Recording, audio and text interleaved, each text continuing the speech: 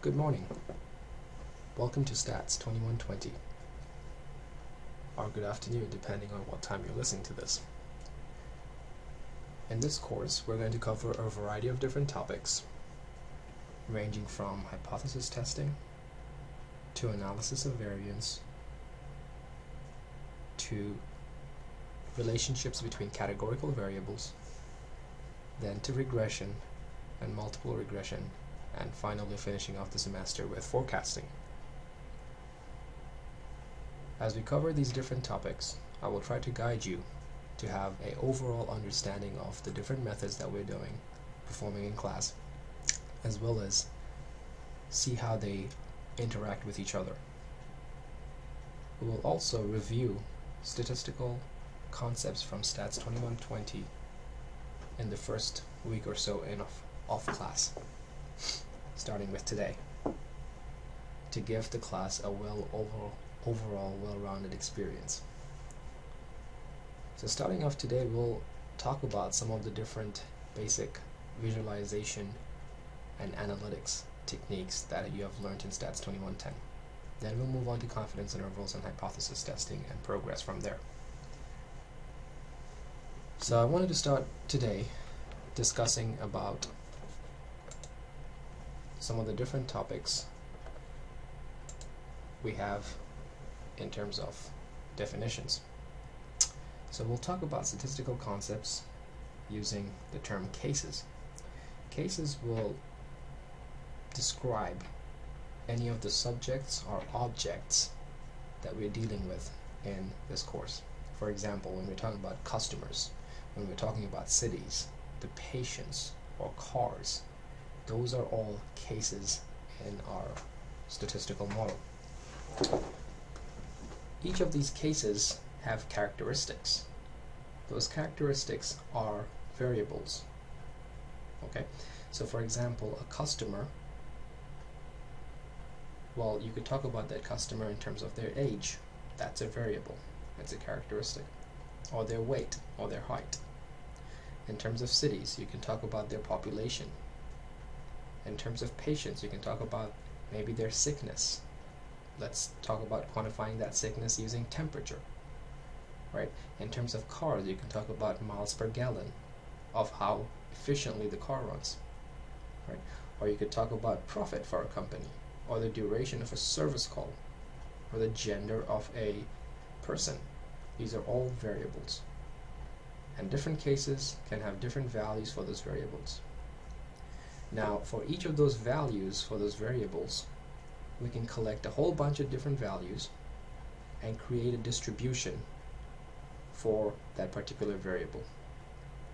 Let's say, for example, you're trying to find the age of a customer.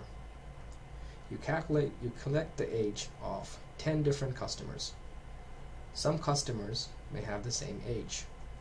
For them, you will have a frequency, so the number of times that age occurs in your sample that you collected.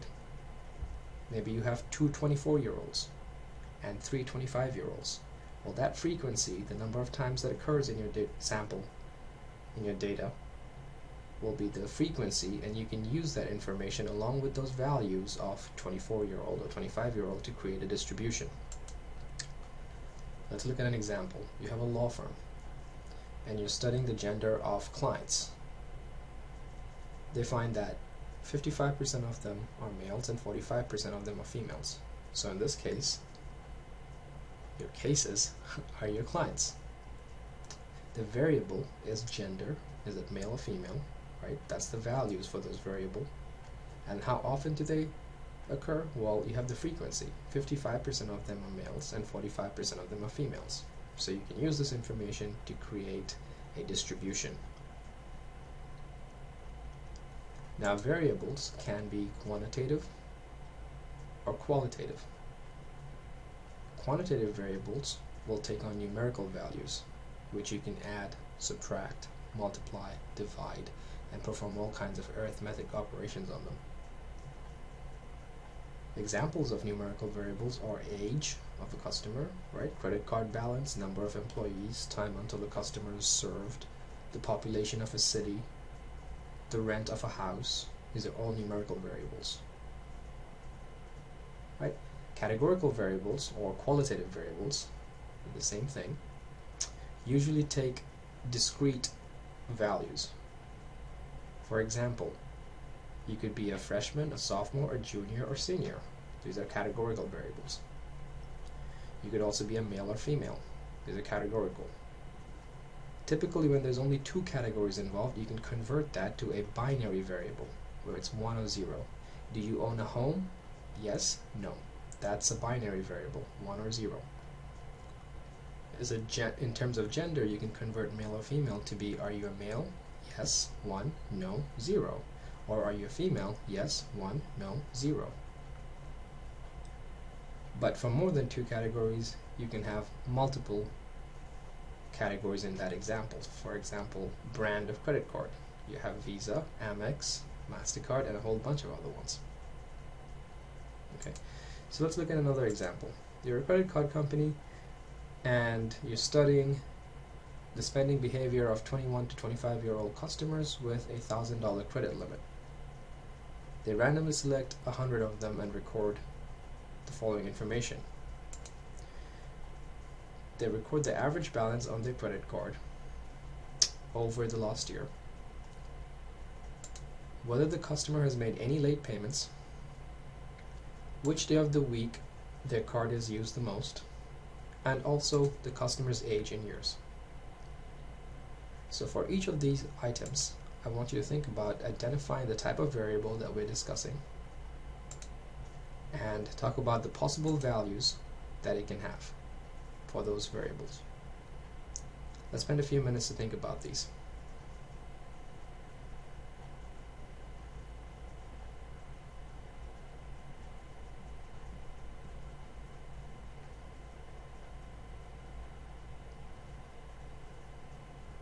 Now, when we're talking about the average balance on someone's card,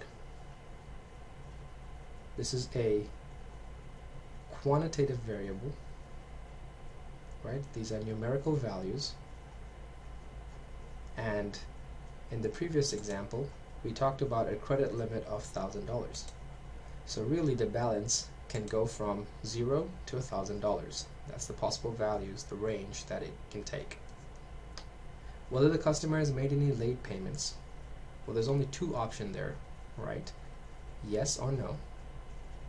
Therefore, it's a binary variable, or you can think about it as a categorical variable or qualitative. Now, which day of the week their card is used more? This is not binary, right? There's multiple categories, but it is a categorical variable because there are 7 possible options. Those are your days: Sunday, Monday, Tuesday, Wednesday, Thursday, Friday, and Saturday. Additionally, for customer's age, this is a quantitative variable. You have numbers that you may take. 21 to 25-year-olds. Those are all numerical values. Now you can also think about changing numerical values into categorical variables. For example, if you have 21 to 25-year-olds and you wanted to form a category out of each one of those age groups, you can do so. You can also make categories of ranges of values. For example, to say age groups of between 21 to 23-year-olds and 24 to 26-year-olds, and so on.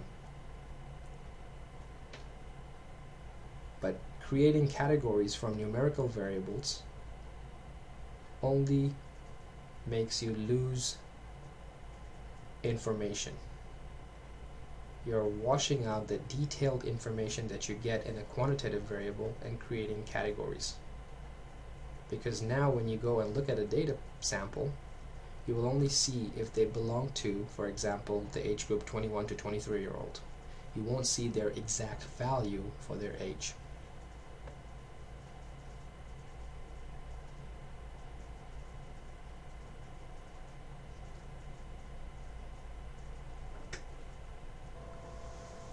Now we're going to cover some of the ways of looking at tables and charts using qualitative data first, and then we'll move on to quantitative data. So we'll talk about looking at frequency distributions, and how the number of times a particular category occurs is how we can compute frequency and then build a distribution from that data set.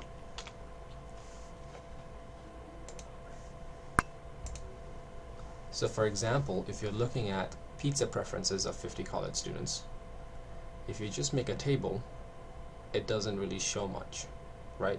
Just visually it's not appealing, it's hard to find out how many people actually like Papa John's, how many people actually like Pizza Hut, and so on, right? You have to actually go in there and count it. So what you could think about is maybe counting those number of occurrences and making a table like you see on the right hand side. Right? That is a frequency distribution. Now it's just presented in the form of a table. So you see that 8 people like Bruno's, and 2 people like Domino's, and 9 people like Little Caesars, and 19 for Papa John's, and Pizza Hut 4, and Will's Uptown 8. So right off the bat you can see that Papa John's is the most popular among those 50 students. So based on those numbers of how many people like the different pizza companies, right, or restaurants, you can create a frequency.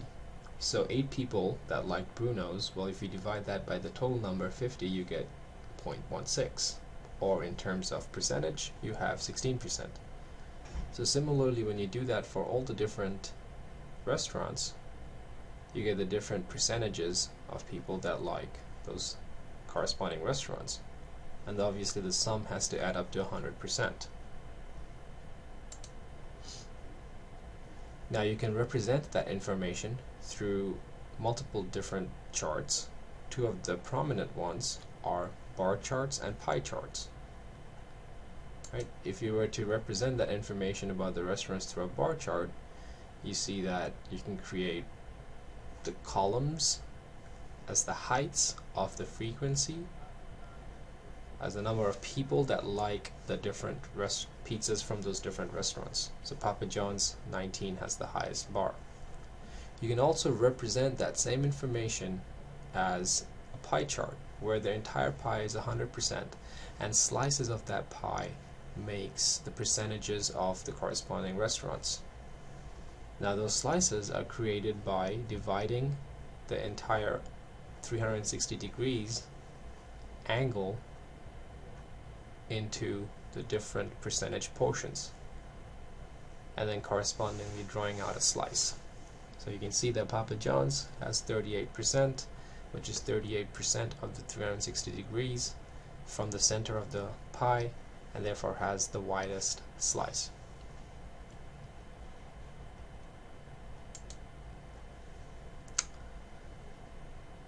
We also want to talk about how to represent information for quantitative data, right? When the data is numerical, as in numbers, we can show similarly a frequency distribution. And when we do that for the numbers, often we can group them in a certain way to create histograms, which is a very popular way of showing numerical distributions that we're going to use in this class over and over.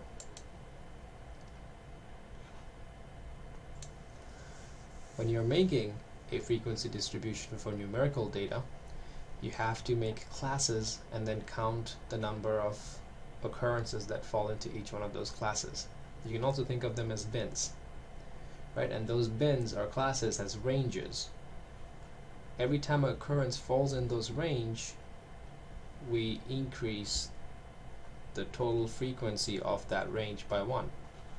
And that creates a type of a bar graph, but it's called a histogram, and we'll see that in a second. Right, so the steps include first identifying the number of classes that you want to have in your data set. Then you want to form the class length, or basically figure out the ranges of your classes and make sure that they are non-overlapping. Then you want to tally and count the number of occurrences that falls within those ranges, and then you want to graph the histogram. So for example, when you have, let's say, a sample of payment times for randomly chosen invoices of 65 samples, this is what the data looks like on a table. if we were to create a histogram from this information, well, first you got to figure out how many classes there are, right? So you want to group all n data sets. Now in our example here, n is 65, right? That's the sample size. So you want to group n samples into k different classes. And k is the smallest whole number for which 2 raised to k is greater than or equal to n. That means 2 to the power of k has to be greater than or equal to n. That's the closest one to n, right? So if I raise 2 to the power of 6, I get 64. That's less than n, so that breaks the condition. If I get 2 to the 7, that's 128, so that's greater than n, right? Which is greater than 65, right? So therefore we can use k equals to 7. We cannot use k equals to 6 because 64 is less than 65, which is n. And our condition is that k, 2 raised to k, has to be greater than or equal to n. Okay? So once we find out that k is equal to 7, well, then to find out our class length, or the width of the bins, right, for a histogram, we take the maximum number in our sample, 29. If you go back to this data set, you'll see a 29 in here, right there. And the smallest number, 10. So if you go back to this, 10 is the smallest number in that data set. So we subtract the 2 and then divide by k, right, 7. And we get the length or the width of the bin to be 2.7. Now since we're talking in terms of days, they have to be whole days, which means we're going to round this up into 3-day bin widths, the widths of the bin. Okay. And then when we're creating these bins, well, we're going to create them, or classes, we're going to create them as 1, 2, 3, 4, 5, 6, 7. Those are the 7 different classes or bins. And then we're going to start from the minimum value, 10 days, and we're going to add the bin width, 3, so we're going to go to 13 days. And then we're going to move on to the next one and go from 13 to 16, and 16 to 19, 19 to 22, and so on, with bin width of 3 days going from the minimum and ending at the end of all classes at the maximum value. Now notice that 31 overlaps 29.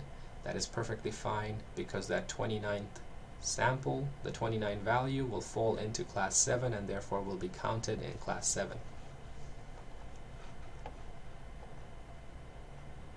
Okay. And so if we did this for our data set and we formed these classes of 10 to 13, 13 to 16, and so on, we will count the number of invoices that fall into each of those categories and basically tally them up to create a frequency. And that leads us to a frequency distribution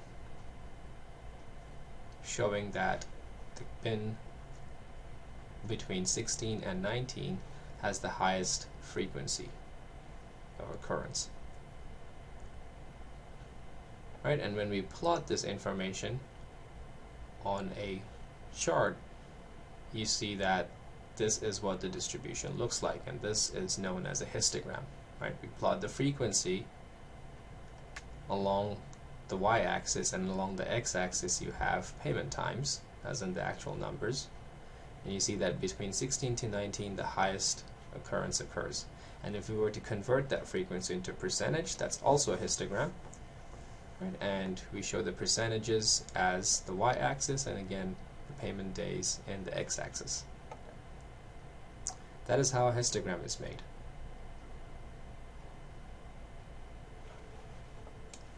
Now histograms can be skewed to the right, skewed to the left, symmetrical, or even bimodal. Right, skewed to the right means the tail is elongated on the right hand side. Skewed to the left means the tail is elongated to the left hand side, and symmetrical means, as it sounds, it's symmetrical on both sides. right? So for example, if you look at this data set, you have a right skewed graph where the tail is skewed longer to the right hand side. Here you have a left skewed graph where the tail is elongated to the left hand side. If you have a symmetric graph or histogram, you would get a very symmetric distributions on both sides. And if you have a bimodal histogram, then you would have basically, instead of one peak, you would have two different peaks. Right? Bimodal, which means two different modes, which means there is two different peaks. Modes are the highest occurrence, right? The most number of occurrence creates a mode. So that means there's two different peaks occurring, and therefore that would be a bimodal graph.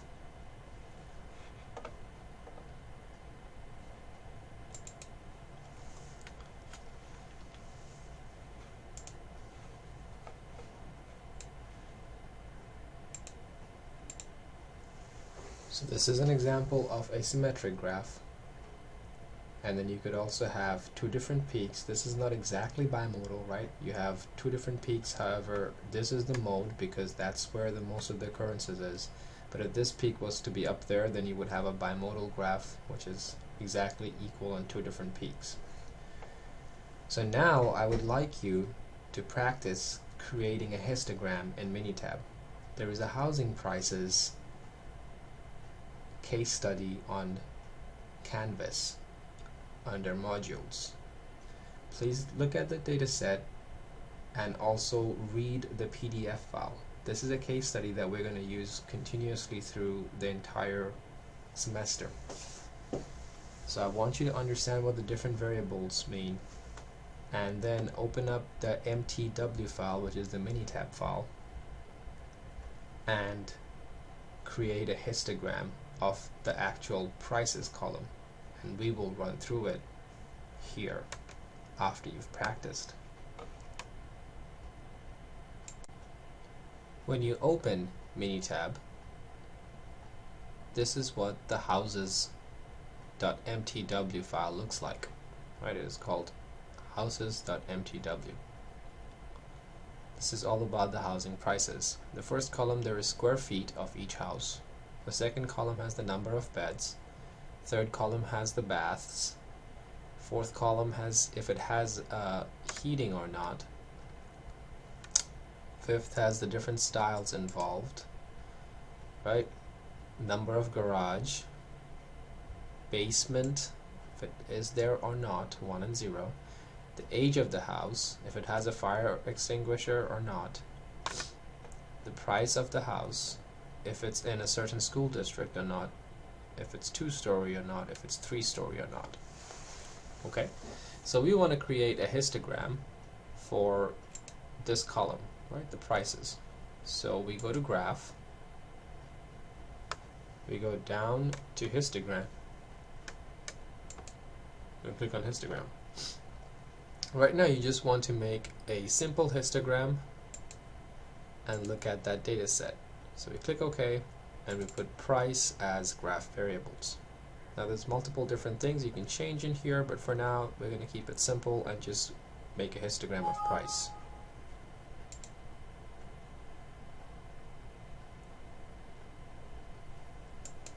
Once you click OK, we get a histogram of price. You can see right off the bat that this histogram is not symmetric. So what do you think this histogram can be defined as? Is it skewed? And if it is, what side is it skewed towards? Looking at this histogram, it seems like there is a skew to the right. Right? So there are a few very high pricey houses, but then most of them are around this whole area, where the average is somewhere around the range of 85 to 90. Right? And so these very expensive houses is creating the histogram to be right skewed.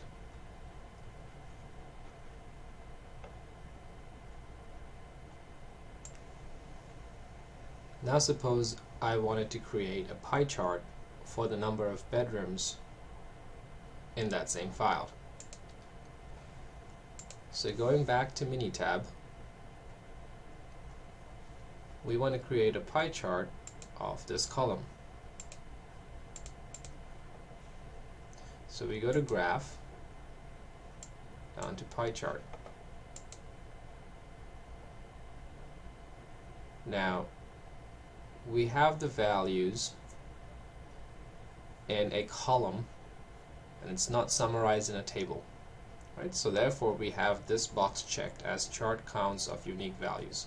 If it was already summarized in a table, as in the format that says the number of 3-bedrooms houses has a certain number, the number of 4-bedroom houses has a certain number, then that would be already summarized in a table. But right now we want Minitab to count the number of times each occurrence occurs. So we click on beds, we can give it a label and so on if you like, but for now we just want to create a pie chart that looks like this, and we see that majority of houses has a 3-bedroom house, and then the next highest percentage is a 4-bedroom house, then a small amount with 5, and then a very small slither or small piece with 6-bedroom houses right there. Okay. Yeah, and if you have any questions at any point, please feel free to email me with your questions, and then I'll get back to you as soon as possible. Okay, let's continue on.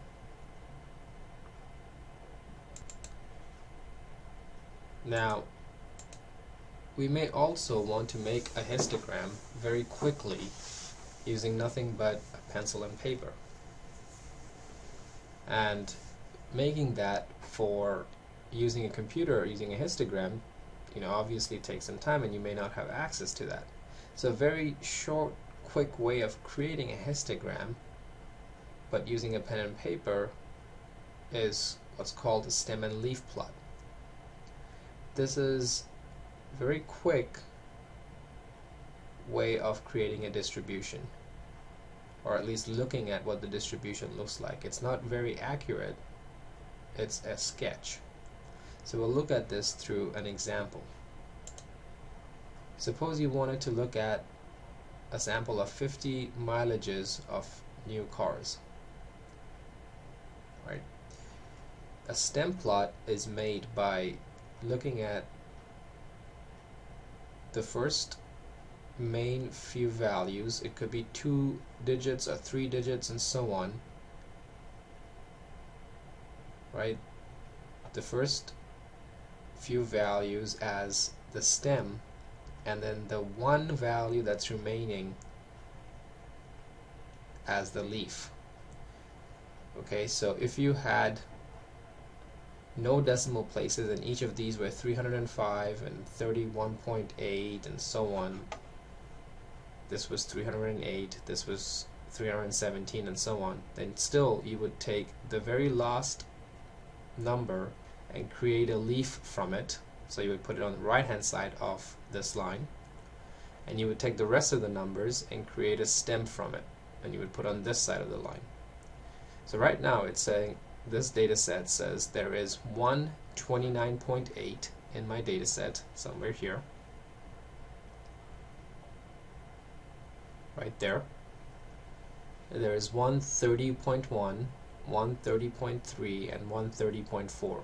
If you look through this data set, you will find those points. And then there is 130.5, there's another 30.5, 130.6, 130.7, another 30.7, and then 3 different 30.8s. So you see how this kind of builds the frequency of each of those occurrences. So when you twist this or rotate this shape anti-clockwise and put it flat so that the stem is on the bottom, then you get to see the distribution of this shape in a similar way like a histogram. So that's the quick way of creating a stem plot with a pencil and paper You would do this when you don't have access to a computer and you just want to see what the distribution looks like, on the back of a napkin, just very quickly to see what the numbers look like. Okay, this is not a symmetric distributions, as you can tell, so right off the bat you are able to see that it's not symmetric just by making that distribution by your hand, which is pretty cool. You can also split a stem plot. So instead of having 31 all the way across for all the different numbers, you can split it like this, where you have 31 and the numbers 0 to 4 goes on one line and 5 to 9 goes on the other line. So this is a split stem plot. You could have put all these numbers in the second row of the 31 in the same row as the top row and created simply one row for each of the stem values, and that's also fine to do.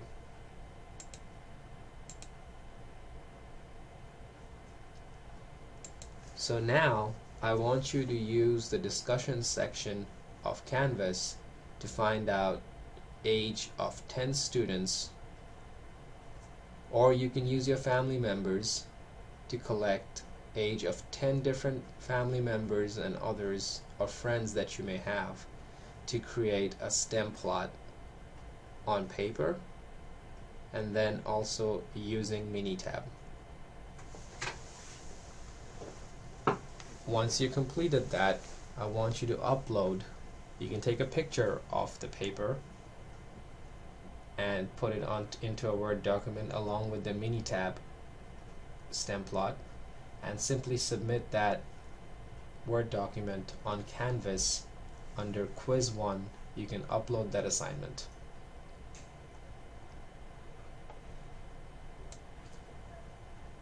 To give you a brief example of stem plots and where to find it, it's very similar to histograms on all the other plots. You go to Graph, you go to Stem and Leaf Plot. Let's say you're making it for the number of beds. Alright. Or better, let's say you're making it for the age of the house. Right, a stem plot for the age, similar to what you're going to find with the age of the people. You go to Graphs, Stem and Leaf Plot, and you put in age. Right, you can do so by simply double clicking or clicking it once and then clicking Select and click OK. And you will see that here we have the Minitab output for the stem plot. Now remember to delete the first column of data. This is a cumulative information that is not necessary for creating a stem plot, so make sure you delete it. Again, you will see that the very last to the right number is created as a leaf, and the stems are created in the first column. So this is saying that there is a house with 1 year old, another house that's 1 year old, there's a house that's 2 years old, 2 houses that are 3 years old, and so on. So finally, when you come here, this is saying there's a house that's 20 years old, another house that's 20 years old, another house that's 21 years old, and one house that's 22 years old. Okay, if you have any questions about this, again, please feel free to contact me about understanding a stem plot.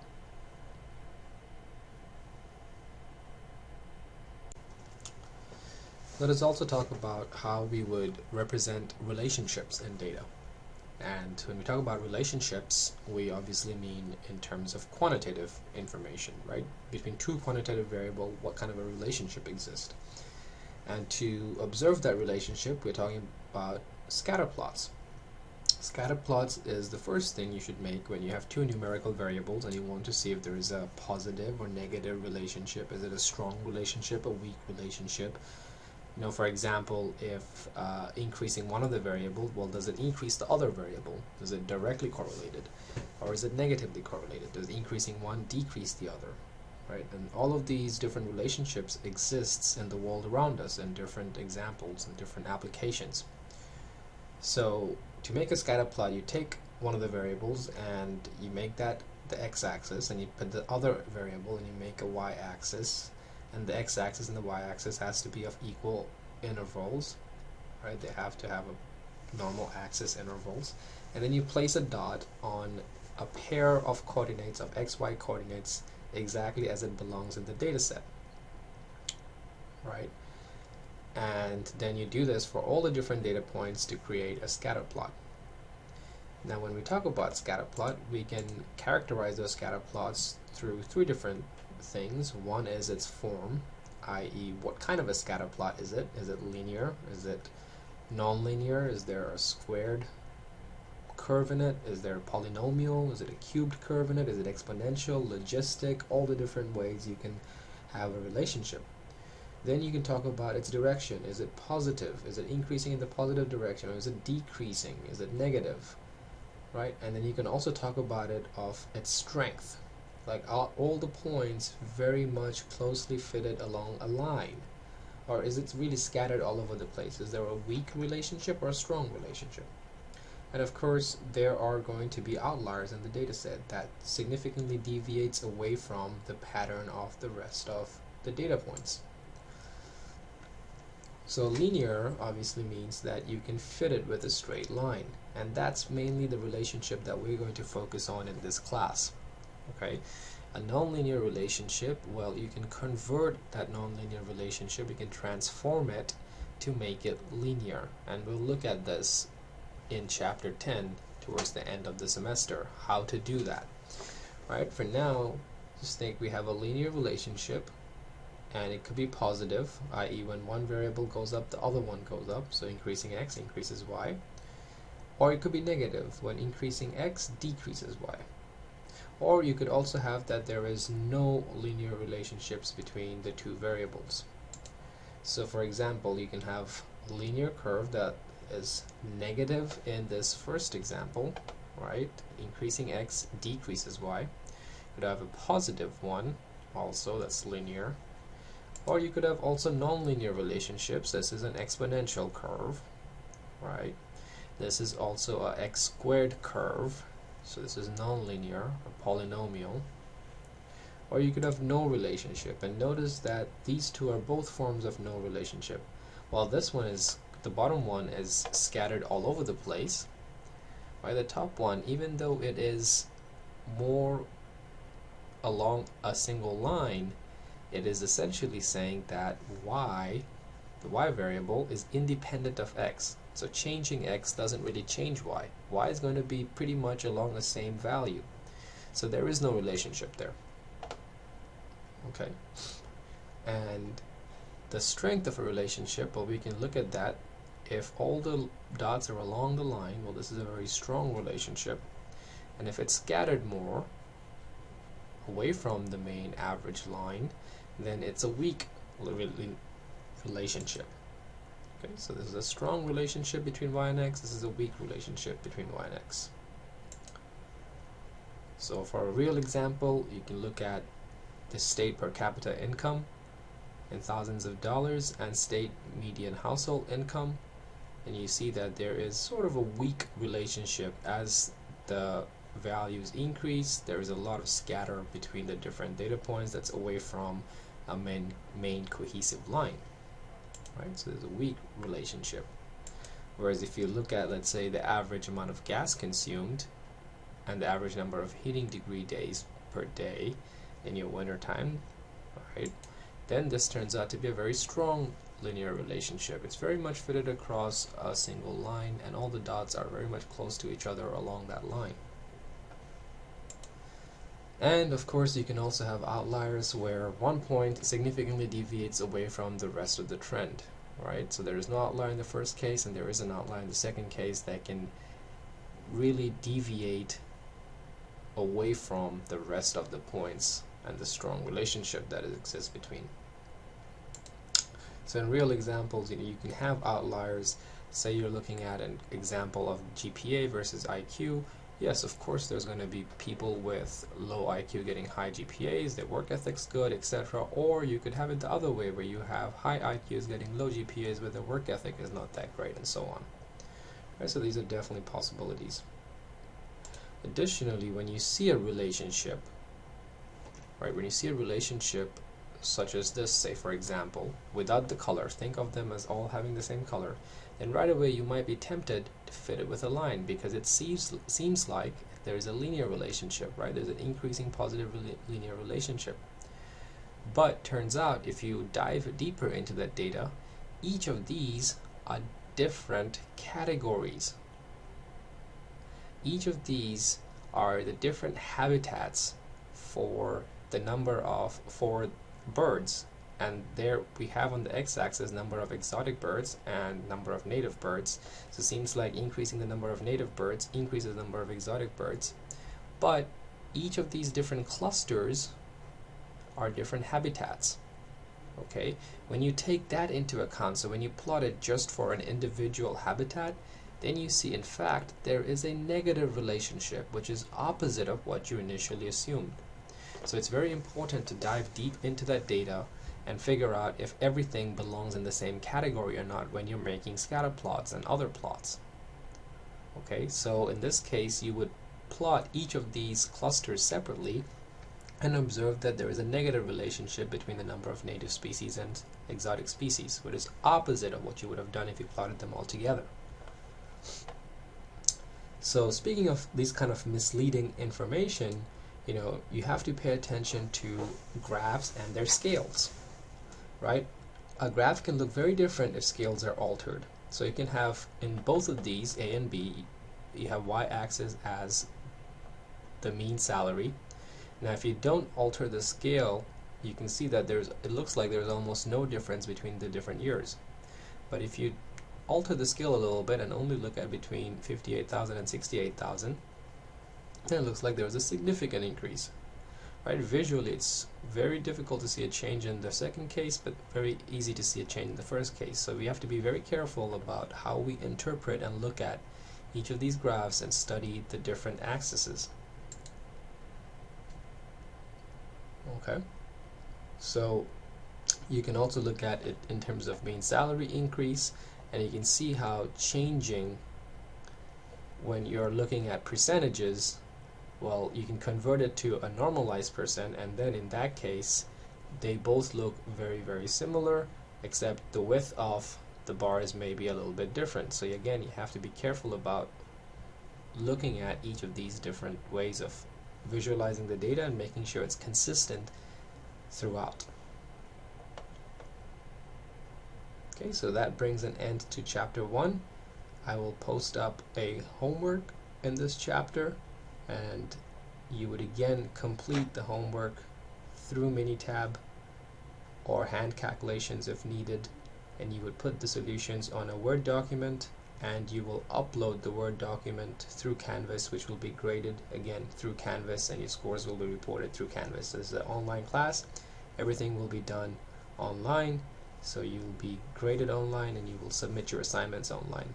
So look out for an announcement for homework 1, and good luck with the homework. Again, please feel free to contact me if you have any questions.